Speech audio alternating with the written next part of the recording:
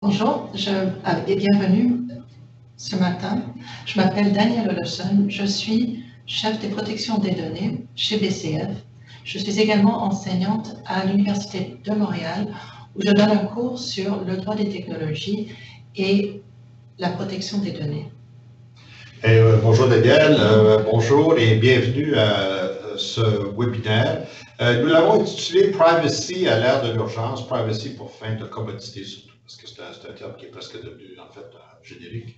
Mon nom est Nicolas Diorio, je suis avocat, je suis un associé du cabinet BCF. J'ai commencé ma carrière comme professeur, j'enseigne toujours d'ailleurs, alors j'entends évidemment partager non seulement les éléments pratiques, mais certains éléments des considérations théoriques que j'ai pu développer au cours de ma carrière. Je veux apporter une précision, hein, Daniel, c'est que comme pour des considérations liées à l'urgence dans laquelle nous sommes, nous pré-enregistrons ce webinaire. Donc, si à un moment donné, vous pouvez noter un certain décalage entre l'information que nous communiquons et la réalité qui va survenir dans les prochaines heures, elle tiendrait lieu au format que nous avons dû considérer compte tenu des contraintes qui sont les nôtres, opérationnellement comme pour toute organisation d'ailleurs. Alors, ce que nous allons voir avec vous, sont donc les meilleures pratiques en matière de données. À l'occasion, je ferai Célia, mon associée, parce que c'est elle qui a le contrôle de la manette. Évidemment, on ne veut pas avoir à se la partager pendant la présentation. Je vous rassure, on respecte la distanciation sociale de la manière qui sont configurées et qu'on s'adresse vis-à-vis de la caméra quand nous parlons. Sentez-vous aussi bien à l'aise de nous communiquer des questions. On est équipé pour recevoir vos questions. Certains, on les intègre dans nos présentations, dans nos commentaires, sans nécessairement faire référence à la question comme telle. Oui, on ne vous identifiera pas, on sentez-vous bien à l'aise. Mais on va vous communiquer aussi nos coordonnées. Et on pourrait d'ailleurs immédiatement le voir. Voilà. S'il y a quoi que ce soit, n'hésitez pas à nous adresser un courriel. Ça va nous faire plaisir de répondre à vos questions et d'assurer un suivi le plus prompt possible dans les circonstances. Alors, sans plus tarder. Alors, évidemment, on est non seulement en présence et je suis désolé qu'on ait indiqué le COVID, parce qu'évidemment, c'est la COVID. Et il y a eu ici, c'était la COVID, et à un moment donné, le COVID est apparu. Et quand on l'a constaté, on ne pouvait plus faire le changement parce qu'on s'apprêtait à filmer. Alors, désolé, mais c'est évidemment la COVID. Je rappelle donc que les gens vont contracter un virus qui s'appelle le coronavirus. Et ce coronavirus va développer une maladie qui s'appelle la COVID-19. Et cette maladie a donc donné lieu à une crise de santé publique. Mais évidemment, elle impacte aussi l'économie. Et il y a un train de mesures qui sont en train d'être adoptées présentement. Et il va falloir réconcilier ces mesures, certaines temporaires, certaines transitoires, certaines permanentes, qui vont s'installer, avec les enseignements reçus, les apprentissages qu'on avait fait jusqu'à maintenant.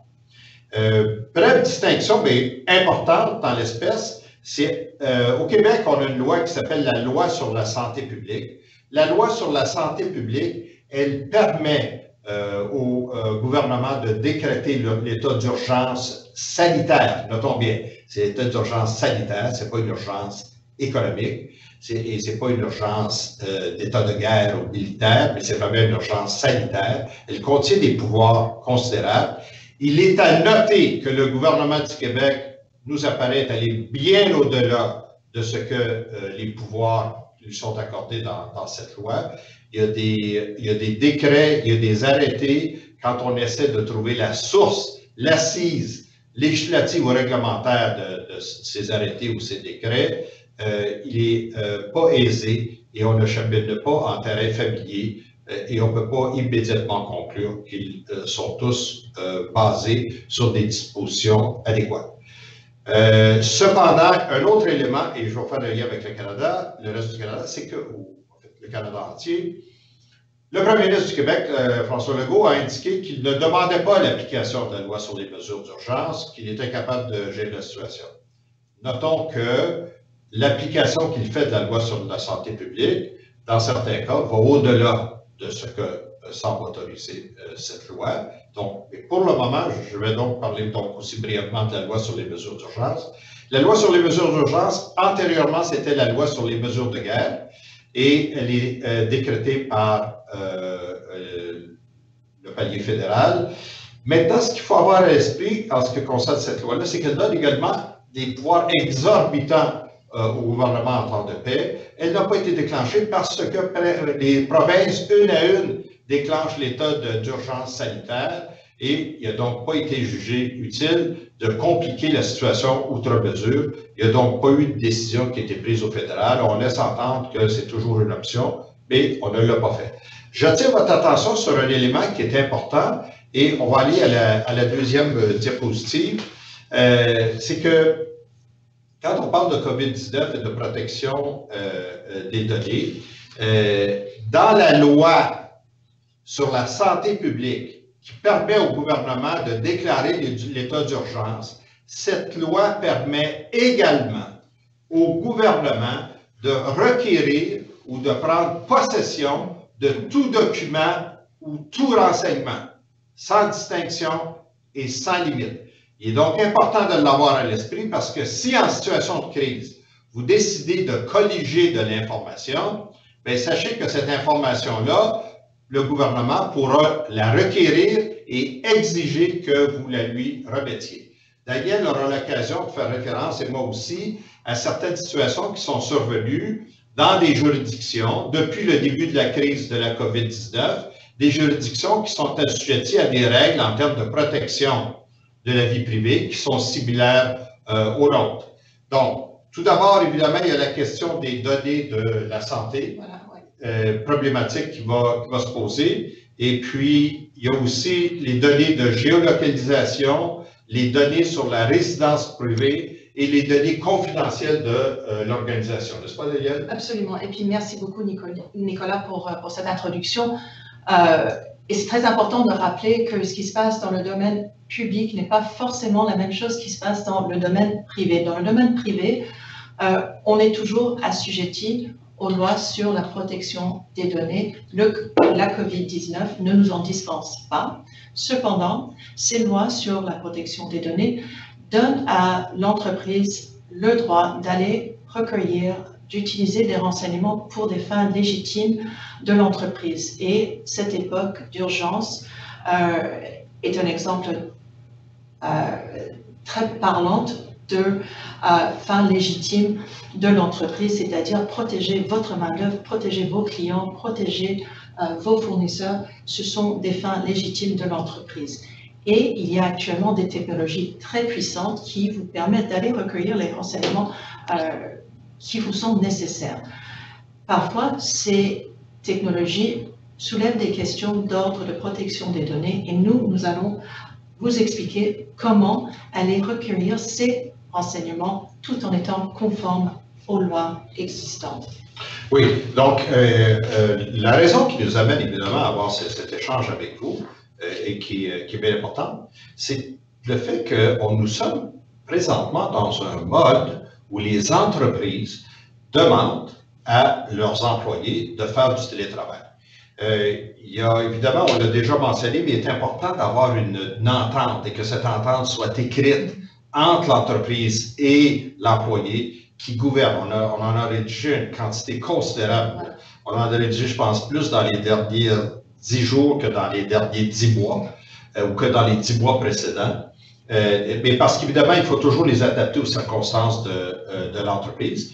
Mais l'optique dans ça, c'est évidemment de protéger l'organisation parce que vous permettez à quelqu'un, en quelque sorte, de prendre tout ce qu'il y a comme information et renseignements confidentiels dans votre organisation, dans votre lieu de travail et de le transposer à la maison. Certains diront, oui, mais nos employés déjà le soir, ou des fois ça arrivait quelques heures ici, quelques heures là, puis ils le faisaient. C'est pas du tout la même chose parce que maintenant, il y a l'élément de constance qui s'insère. Alors, c'est pas quelque chose qui est anecdotique, c'est pas quelque chose qui est simplement une particularité ou occasionnelle ou exceptionnelle ou quoi que ce soit, mais c'est quelque chose qui s'installe dans une pratique de travail et qui va faire en sorte que l'autre élément qui est important de clarifier, c'est est-ce que c'est à la demande de l'employeur que ça se fait ou est-ce que c'est à la demande de l'employé? Alors, je vous le dis parce qu'on a eu des demandes d'employeurs qui disaient bien, écoutez, nous, on procède à des mises à pied et la réaction des employés a dit tout de mettre à pied, je veux travailler à partir de la maison. Dans ce cas-là, la demande vient de l'employé et ça conditionne une série d'étapes qui viennent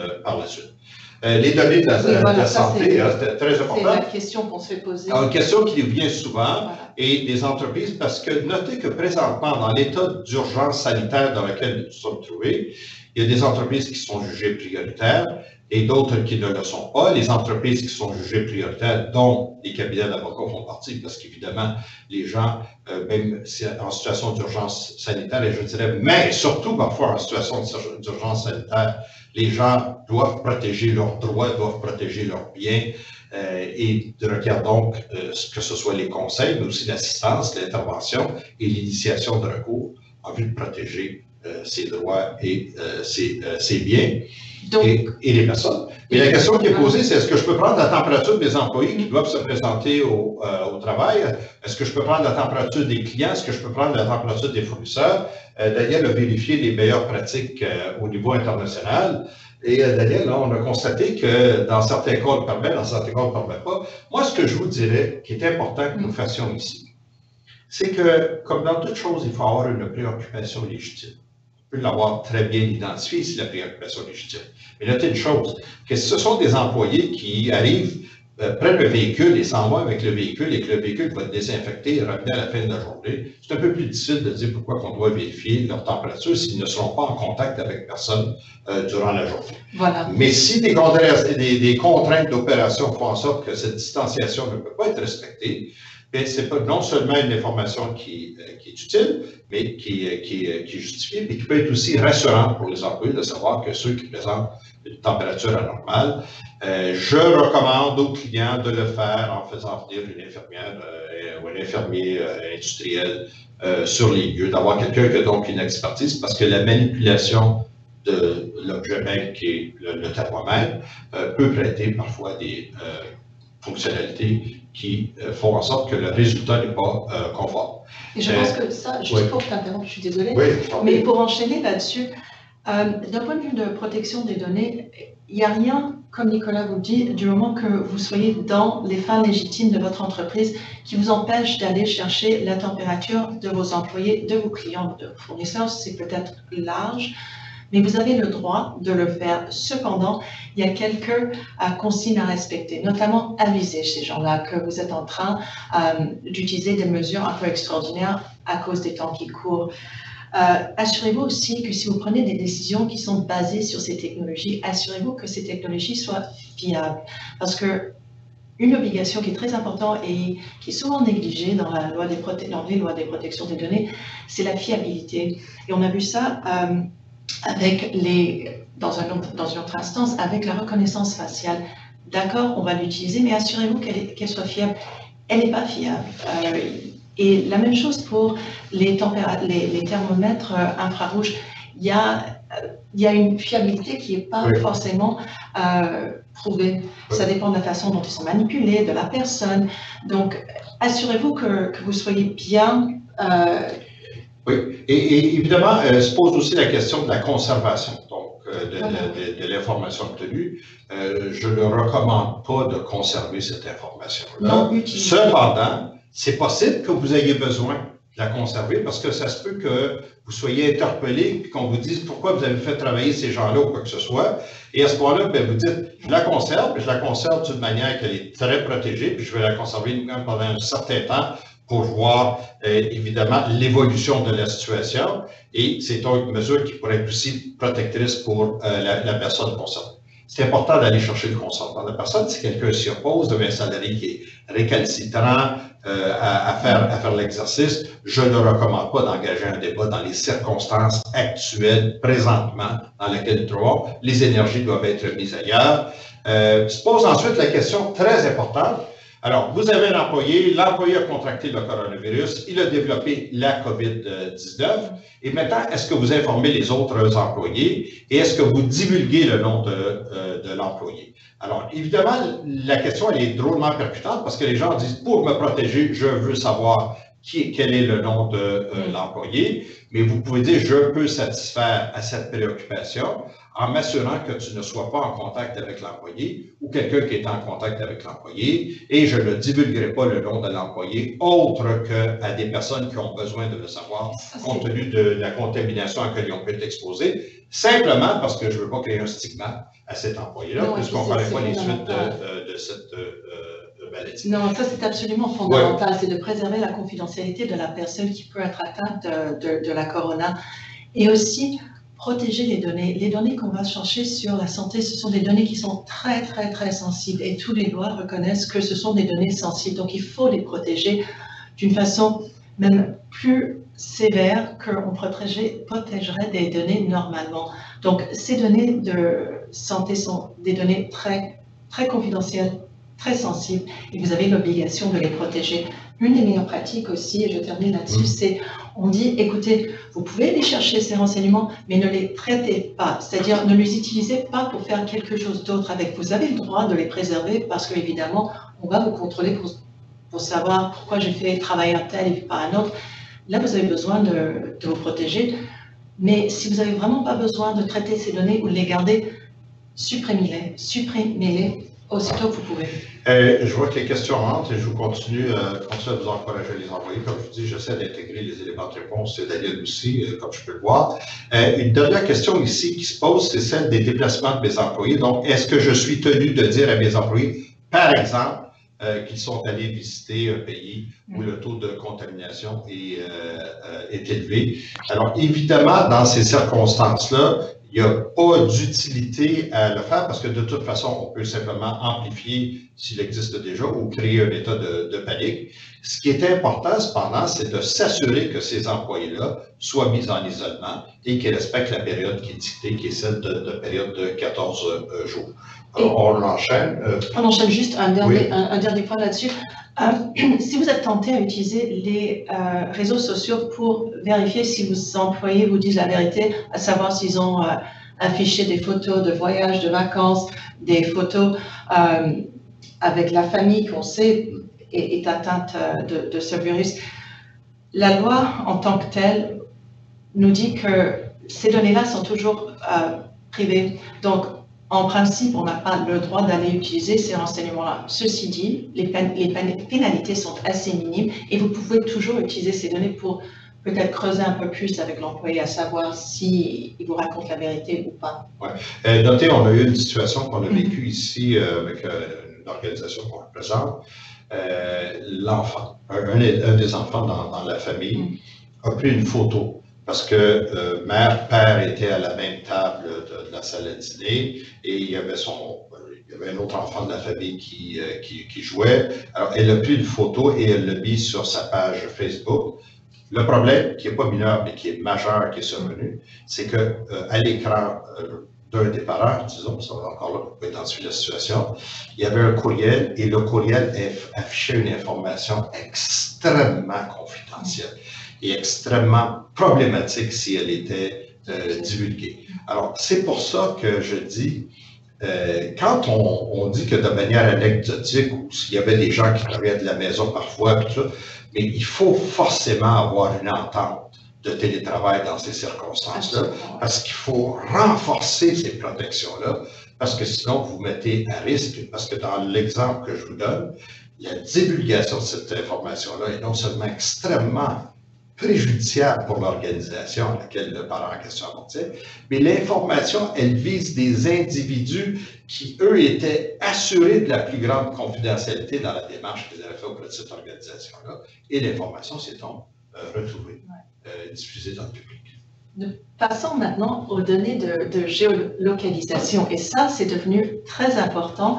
On a des clients qui viennent nous poser des questions à savoir s'ils peuvent utiliser des données de géolocalisation pour notamment savoir si leurs clients, leurs employeurs, leurs fournisseurs se sont déplacés dans des endroits qui sont très, très infectés, disons, s'ils ont fréquenté des individus qui auraient pu être atteints du virus. On a également des instances de gouvernement qui utilisent très ouvertement une technologie de géolocalisation pour en fait encourager les gens de rester chez eux Et donc là, on nous fait poser des questions. Est-ce que j'ai le droit d'utiliser ces données de géolocalisation? Alors, l'état du droit actuel est que dans le contexte de l'emploi, l'employeur a le droit d'utiliser un outil ou une technologie de géolocalisation sur les outils que l'employeur a fournis à l'employé. La jurisprudence s'est développée surtout avec des exemples de véhicules qui ont été prêtés que l'employé utilise pour faire son travail. Et les décisions dans la Cour ont été les suivantes, c'est-à-dire que oui, que ce soit aux États-Unis, en Europe ou au Canada, l'employeur a le droit d'installer ces outils de géolocalisation pourvu que ça contrôle l'outil de travail, l'utilisation qu'il fait de l'outil de travail, mais que ce ne vient pas contrôler l'employé en tant qu'individu. Donc, si vous utilisez des technologies de géolocalisation, assurez-vous de les utiliser pendant les heures de travail.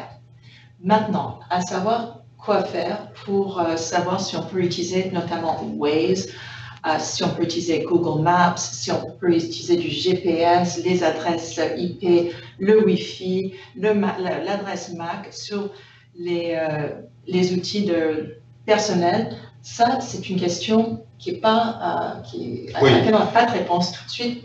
Mais soyez raisonnable. Mais on a déjà des éléments de réponse. Oui, parce que dans toutes ces décisions, il y a un élément qui revenait constamment. Et c'était le suivant: les besoins légitimes de l'entreprise. Voilà, ouais. Alors, la façon de faire, et l'autre élément qui était toujours recherché, c'était l'information communiquée aux salariés. En d'autres mots, quand le salarié donc on est capable de faire la preuve d'un besoin légitime, c'est une question de fait. Donc, ça dépend des circonstances de votre entreprise, de votre organisation. Et c'est pas simplement dire « j'ai besoin ». Il faut l'étayer de faits concrets, de circonstances réelles. Ensuite, la deuxième chose qu'il faut avoir à l'esprit, c'est évidemment l'information qui a été communiquée aux salariés. Il y a donc un élément de transparence. Et ce qui fait en sorte que dans les ententes de télétravail, nous incluons des dispositions, encore là, pour communiquer et réitérer l'information aux salariés qui doivent savoir ça. Parce que, je vous dis, on a toutes sortes de circonstances. Nous, on a ce qu'on vous soumet, c'est parfois des cas qui paraissent anodins, mais qui étaient vite compliqués. On a eu la situation d'un employé qui savait qu'il y avait des instruments de géolocalisation sur son téléphone cellulaire. Alors, qu'est-ce qu'il a fait? Bien, évidemment, pour pas que son employeur sache qu'il était un endroit où il devait être, il laissait ce téléphone-là, faisait le renvoi à un autre téléphone et se déplaçait avec l'autre téléphone cellulaire. Alors, vous voyez que ça peut donner lieu à des situations qui peuvent devenir complexes et extrêmement problématiques pour une organisation confrontée à ce genre de problème. Pour souligner un de tes points qui est très important, c'est aussi l'attente. Si l'employé ne s'attend pas à une protection de sa vie privée au travail 100%, il n'y a aucun souci de la part de l'employeur d'aller contrôler ce qu'il fait. Il faut juste que ça soit clair dès le départ pour que l'employé n'ait pas ses attentes et pour qu'il ne se sente pas obligé de mentir ou de faire quelque chose qui... Oui, d'où la situation différente de celle d'un employé qui comme je vous donnais l'exemple de l'employé qui utilise 2 téléphones parce qu'il ne veut pas que l'employeur sache où il se trouve, alors que l'employeur le dit, je te donne un outil qui me permet de savoir où tu es parce que je ne peux pas divulguer le code, là, c'est couvert par le secret professionnel, mais parce que parfois j'ai besoin d'envoyer un de mes employés chez un client, puis je vais envoyer celui qui se trouve le plus près, et c'est pour ça que j'utilise les instruments de géolocalisation dans mon téléphone, preuve d'un besoin légitime qui est fait par l'employé. Mais notez que dans ces circonstances-là, quand on se retrouve que l'employé essaie de tricher son employeur, une autre situation qui survient, c'est celle où on décide évidemment de faire suivre l'employé qu'on utilise de ces instruments-là. Mais ça, c'est une toute autre question. Ce n'est pas de celle-là que je traite ce matin. Je pense qu'on va terminer sur ce point qui est assez important et de l'actualité. On s'est aperçu récemment, le besoin du télétravail fait en sorte qu'on utilise des plateformes de communication comme Google, comme Zoom, Facebook. Et ce qu'on a constaté notamment avec Zoom, c'est que voilà, ces technologies permettent à ces plateformes d'aller chercher des données qui sont de nature extrêmement privée. Ils sont chez vous. Alors, ils ont l'image qui est captée chez vous. chez l'employé, chez le fournisseur, chez le client. Et ces renseignements-là sont retenus, sont sauvegardés par les plateformes et peuvent faire l'objet d'une demande de divulgation de la part des instances gouvernementales. Et nous, en tant qu'organisation, nous avons l'obligation de divulguer aux personnes avec qui on communique le fait qu'on utilise cette plateforme et que cette plateforme pourrait subséquemment prendre vos données et les transférer à une tierce partie. Alors, il est très important de faire comprendre aux parties avec qui vous communiquez que cette réalité-là existe. Et ce qu'on a constaté récemment, c'est que certaines plateformes n'étaient pas du tout transparentes et n'avaient pas d'avis de divulgation par rapport à ces choses-là. Donc, faites très très attention quand vous signez un contrat avec ces fournisseurs de plateformes. Assurez-vous d'avoir les clauses au moins de transparence, si ce n'est de protection et de non-divulgation. Mais c'est très important parce que vous, en tant qu'organisme, nous, en tant qu'organisme, on pourrait se faire poursuivre par des individus qui ont été obligés d'utiliser ces plateformes et dont les renseignements privés ont été recueillis et utilisés pour des fins autres que la conférence qu'on voulait avoir. Oui, on a recueilli un exemple, on peut identifier ça, sans identifier les particularités, comme elles ont été communiquées, mais c'est survenu en Italie, où évidemment on cherchait à identifier si une personne avait eu des déplacements à l'étranger, en d'autres mots. Dans ce cas-là, c'est de savoir si la personne était allée en Chine. Et les carabiniers, dans ce cas-là, ont requis l'information de l'émetteur de la carte de crédit. Pour les éléments, évidemment, il y a des éléments de transaction, mais il y a des éléments encore plus spécifiques parce qu'on peut faire des transactions à distance, mais qui démontraient que le lieu exact où la personne qui tenait la carte de crédit dans ses mains et qui était capable de rentrer le bon libre, parce qu'il n'y a pas d'image de la situation, se trouvait. Donc, ces informations-là, dans une crise de santé publique comme nous traversons présentement, avec les pouvoirs énormes que les gouvernements s'arrogent. Et la technologie qui permet une collecte de données assez incroyable. C'est très important d'être au courant de ces... Je pense qu'on a juste assez de temps pour aborder peut-être un autre point. Si on Parfait, peut, si tu veux, on va y aller. Alors, dans ces crises-là, évidemment, ça pose toujours la protection des données confidentielles. Je mentionnais le fait de l'entente de télétravail qui est importante, mais je donne l'exemple de l'entente de télétravail, parce que notez bien à l'esprit que ça peut être autre situation. Et je vous donne quelques exemples ici du genre d'enjeu qu'on a, parce qu'on voit la perte ou le vol d'outils de travail qui peut survenir en tout temps, mais on augmente et on le constate déjà maintenant, l'augmentation de la fréquence. Pourquoi? Parce que dans ce qui s'est développé comme télétravail, on a mis à la disposition de certains employés des outils.